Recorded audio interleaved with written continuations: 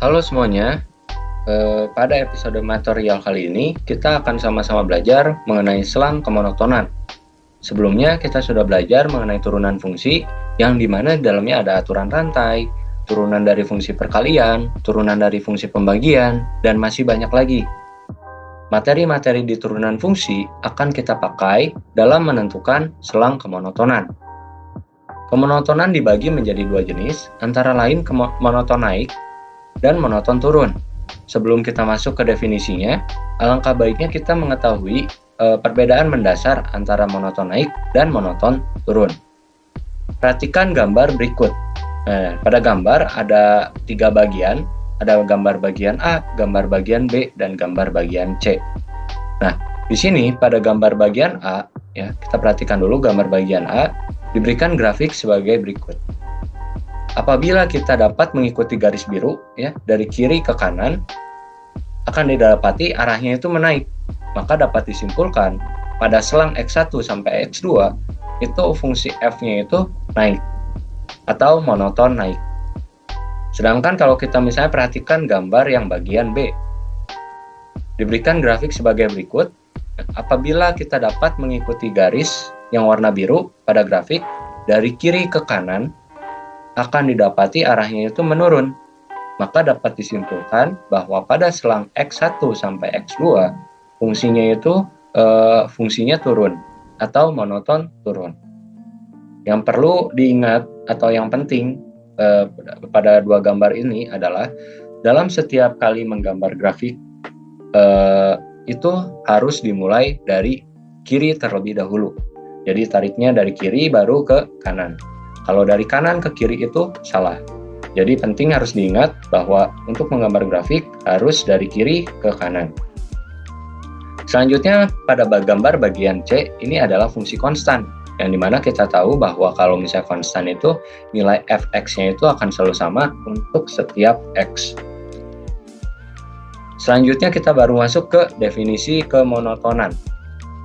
Misal f fungsi yang terdefinisi pada suatu selang dan misal X1 dan X2 menyatakan titik pada selang tersebut. Fungsi f dikatakan naik pada selang tersebut jika fx1 lebih kecil dari fx2 untuk setiap x1 lebih kecil dari x2. Fungsi f dikatakan turun pada selang tersebut jika fx1 lebih besar dari fx2 untuk setiap x1 lebih kecil dari x2. Fungsi f dikatakan konstan pada selang tersebut jika fx1 sama dengan fx2 untuk setiap x1 dan x2. Perhatikan bahwa pada definisi kita perlu mencari nilai fx1 dan fx2 yang nantinya akan kita bandingkan. Apakah yang lebih besar fx1 atau yang lebih besar itu fx2 atau nilainya sama. Nah, untuk kasus yang selangnya kecil, yang mungkin akan cenderung mudah ya atau untuk fungsi yang sudah kita kenal sebelumnya gitu. Kayak fungsi fx sama dengan x kuadrat. Dan misalnya kita pasang intervalnya itu dari 0 sampai 5 kan. Akan mudah menentukan bahwa fungsinya itu fungsi naik atau monoton naik. Namun pada prakteknya kita pasti dipertemukan oleh fungsi yang rumit untuk dibayangkan. Ya contohnya kayak fx-nya misalnya sama dengan x pangkat 3 ditambah 4x kuadrat ditambah 5x dan seterusnya ya. Rumit untuk dibayangkan sehingga kita tidak cukup untuk mengambil 2 titik saja. Serta pada prakteknya kita lebih tertarik untuk mencari selang kemonotonan di setiap interval pada domain. Ya, jadi nggak mungkin bagi kita untuk mencari semua nilai f yang terdefinisi di domain, apalagi ya kalau misalnya bahas domain kan yang paling besarnya kan min tak hingga sampai tak hingga gitu kan. Nah, kita nggak mungkin nyari nilai f ya dari min tak hingga sampai tak hingga. Nah, maka dari itu digunakan konsep turunan untuk menentukan selang kemonotonan. Nah, di sini ada teorema berbunyi demikian. Misal f-nya itu suatu fungsi yang kontinu pada selang tertutup AB dan terdiferensialkan pada selang terbuka AB. Jika f aksen x itu lebih kecil dari 0 untuk setiap nilai x pada selang AB, maka f fungsi yang turun pada selang AB. Jika f aksen x itu lebih besar dari 0 untuk setiap nilai x pada selang AB, maka fungsi f yang naik pada selang AB. Jika f aksen x sama dengan 0 untuk setiap nilai x pada selang AB, maka f fungsi yang konstan pada selang AB. Nah, itu teman-teman. Jadi kita nggak usah repot-repot lagi untuk mencari nilai fx1 sama fx2 terus dibandingin. Terus kan kalau misalnya fungsinya rumit, kita harus mencari ya kurang lebih ya lebih dari 2 titik lah ya, dan itu pasti makan waktu banget gitu. Dan teorema ini bilang kita nggak perlu nyari gitu untuk setiap nilai fx-nya, kita cukup cari turunannya. Kalau misalnya turunannya itu bernilai negatif di selang AB, ya kan, berarti ya udah fungsinya itu turun pada selang tertutup AB. Kalau misalnya turunannya itu nilainya positif pada selang AB ya untuk setiap nilai x gitu kan, nah maka fungsinya itu naik pasti pada selang tertutup AB. Nah, kalau 0 juga sama kayak gitu. Kalau misalnya turunannya itu bernilai 0 untuk setiap nilai x yang ada di selang AB, ya maka f-nya itu konstan gitu di selang AB. Nah, selanjutnya kita ada algoritma menganalisis kemonotonan pada fungsi. Yang pertama, itu periksa domain dari fungsi. Nah, ini penting kenapa? Karena kalau misalnya nggak diperiksa dulu domainnya, kita nggak tahu daerah terdefinisi dari fungsinya itu di mana aja. Ya, karena kalau misalnya ada daerah yang tidak terdefinisi, tentu saja kemonotonannya itu tidak ada. Lalu yang kedua, cari turunan dari fungsi. Nah, inilah alasan mengapa konsep turunan fungsi itu digunakan di algoritma yang nomor 2. Lalu yang ketiga, itu tentukan titik kritis dari turunannya. Itu titik kritis itu terdiri dari pembuat 0 dan nilai x yang membuat si turunannya tidak terdefinisi. Lalu yang terakhir, periksa tanda pada f aksen x. Kita langsung masuk ke contoh aja. Tentukan selang kemonotonan dari fungsi. Nomor 1 nih, fx sama dengan 3x pangkat 4 ditambah 4x pangkat 3 dikurangin 12x kuadrat ditambah 2. Nah, langkah pertama, kita tahu domain dari f-nya itu adalah real. Ya, dari min tak hingga sampai plus tak hingga. Nah, selanjutnya kita cari turunan fungsinya, ya kan? Ya, turunan dari fungsinya ya jadi 12x pangkat 3 ditambah 12x kuadrat dikurangin 24x. Lalu kita keluarkan 12x-nya, jadi didapat 12x dikali x kuadrat ditambah x min 2. Lalu kita faktorkan x kuadrat plus x min 2-nya jadi x plus 2 dikali x min 1. Ya. Selanjutnya kita cari titik kritisnya. Ya, tadi titik kritis itu adalah pembuat 0 dari f aksen x. Berarti kalau pembuat 0 itu x1-nya itu adalah 0, x2-nya itu adalah min 2, dan x3-nya itu adalah 1. Nah, selanjutnya setelah kita setelah kita periksa domain, terus diturunin, terus kita cari titik kritisnya, terus langkah keempat kita periksa tanda pada f aksen x. Nah, kita periksa tanda, ya kita jangan susah-susah yang ngambil 500.000 gitu kan. Kita cukup ngambil min 1 x-nya. Saat x-nya min 1, nilai f aksen x-nya, nilai f aksen min 1-nya itu bernilai positif atau negatif. Nah, ternyata pas waktu f aksen min 1 itu bernilai positif. Ya, artinya pas waktu min 2 sampai 0 itu nilainya nilai turunannya itu bernilai positif. Nah, ini karena pangkatnya ganjil semua ya kan. Nah, jadi buat tandanya itu ganti tanda. Jadi dari min tak hingga sampai min 2 itu negatif, min 2 sampai 0 itu positif, 0 sampai 1 itu negatif, 0 sampai plus tak hingga itu positif. Nah, sesuai dari teorema tadi, ya kan, mengatakan bahwa kalau misalkan nilai f aksen x-nya itu bernilai negatif untuk setiap x pada interval tersebut, ya maka itu monoton turun.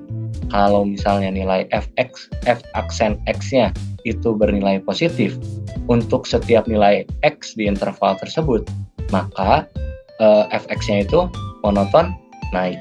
Nah, jadi kita bisa simpulkan bahwa f itu monoton naik pada interval min 2 sampai 0 gabung 1, min plus tak hingga. Dan f-nya itu monoton turun pada interval min tak hingga sampai min 2 gabung 0,1. Selanjutnya kita masuk ke contoh 2. Ya, contoh 2 ini serupa dengan contoh pertama. Jadi domainnya juga masih sama ya, real. Lalu akan dicari turunannya. Sama ya, dicari turunannya lalu difaktorkan. Jadi kita dapat 3x dikali x min 2. Lalu kita cari titik kritisnya. Titik kritisnya itu pembuat 0 dari g aksen x. Yaitu ada x-nya sama dengan 0 dan x-nya sama dengan 2. Nah, selanjutnya habis kita udah nentuin domain, turunan fungsinya, titik kritis. Nah, kita periksa tanda pada g aksen x. Nah, sekali lagi kita nggak perlu susah-susah ngambil bilangan yang besar. Cukup kita ngambil 1 aja. Saat x sama dengan 1, g aksen satunya itu ternyata lebih kecil dari 0. Maka dapat disimpulkan bahwa dari interval 0 sampai 2 untuk setiap x-nya itu g aksen x-nya bernilai negatif. Ya kan? Karena ini pangkatnya ganjil semua, maka ininya ganti tanda. Jadi min tak hingga sampai 0 itu plus, 0 sampai 2 itu minus, 2 sampai plus tak hingga itu plus. Nah, jadi kesimpulannya berdasarkan teorema itu, G monoton naik pada interval minus tak hingga sampai 0, gabung 2 sampai plus tak hingga, dan G-nya monoton turun pada interval 0, min 2. Selanjutnya nomor 3, contoh pada nomor 3. Nah, di sini ada permainan pada di domainnya, ya kan? Ini domainnya itu real kecuali 0. Ya, kita ingat lagi definisi dari domain itu adalah nilai x yang membuat fx-nya itu terdefinisi. Jadi artinya pada saat 0 ini fx-nya itu tidak terdefinisi, ya kan? Nah, jadi setelah kita nyari df, kita akan cari turunan dari fungsi f-nya. Nah, turunan dari fungsi f-nya di sini kita menggunakan konsep dari turunan fungsi dari fungsinya pembagian. Ya, kalau fungsi pembagian kan pakai UV ya kan. Jadi U aksen V dikurangin V aksen U dibagi V kuadrat. Nah, diperoleh hasil sebagai berikut ya. Lalu kita faktorkan, jadi kita dapat hasil akhir sebagai berikut. Nah, untuk titik kritisnya itu bukan hanya pembuat nolnya saja, tapi di sini kita punya nilai X yang membuat si F aksen X-nya itu tidak terdefinisi. Nah, itu masuk titik kritis. Jadi di sini untuk X-nya min 2 sama 2 itu adalah pembuat 0 dari F aksen X, sedangkan untuk 0, X-nya sama dengan 0 itu adalah nilai X yang membuat F aksen X-nya itu tidak terdefinisi. Selanjutnya setelah itu kita periksa tanda pada F aksen X ya. Kita ambil 1 X-nya. Pada saat X-nya sama dengan 1, F aksen satunya itu lebih besar dari 0. Nah, maka dari itu pas waktu 0 sampai 2, ya interval 0 sampai 2 itu bernilai positif.